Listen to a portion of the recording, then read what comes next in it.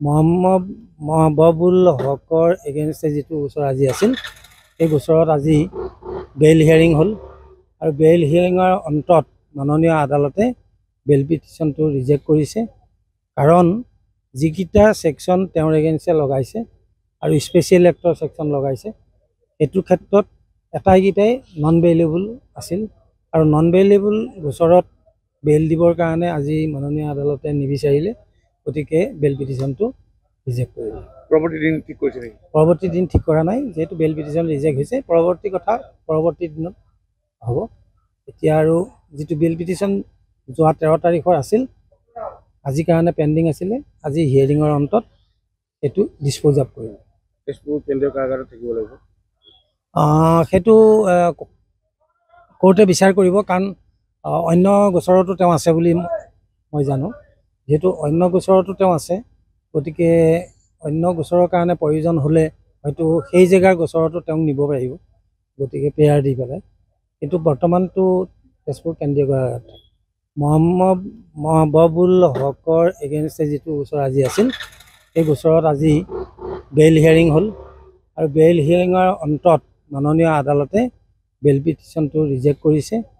কাৰণ যিকেইটা ছেকশ্যন তেওঁৰ এগেইনষ্টে লগাইছে আৰু স্পেচিয়েল এক্টৰ ছেকশ্যন লগাইছে সেইটো ক্ষেত্ৰত আটাইকেইটাই নন বেইলেবল আছিল আৰু নন বেইলেবল গোচৰত বেইল দিবৰ কাৰণে আজি মাননীয় আদালতে নিবিচাৰিলে, গতিকে বেইল পিটিশ্যনটো ৰিজেক্ট কৰিলে। পৰৱৰ্তী দিন ঠিক কৰিছে নেকি? পৰৱৰ্তী দিন ঠিক কৰা নাই, যিহেতু বেইল পিটিশ্যন ৰিজেক্ট হৈছে। পৰৱৰ্তী কথা পৰৱৰ্তী দিনত হ'ব।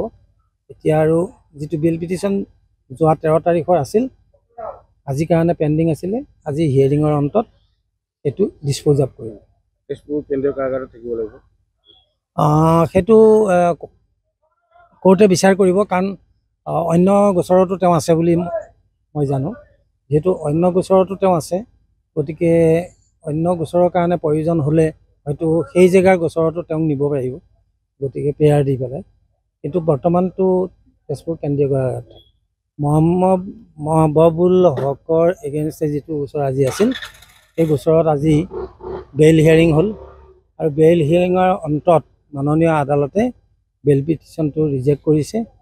কাৰণ যিকেইটা ছেকশ্যন তেওঁৰ এগেইনষ্টে লগাইছে আৰু স্পেচিয়েল এক্টৰ ছেকশ্যন লগাইছে সেইটো ক্ষেত্ৰত আটাইকেইটাই নন বেইলেবল আছিল আৰু নন বেইলেবল গোচৰত বেইল দিবৰ কাৰণে আজি মাননীয় আদালতে নিবিচাৰিলে, গতিকে বেইল পিটিশ্যনটো ৰিজেক্ট কৰিলে।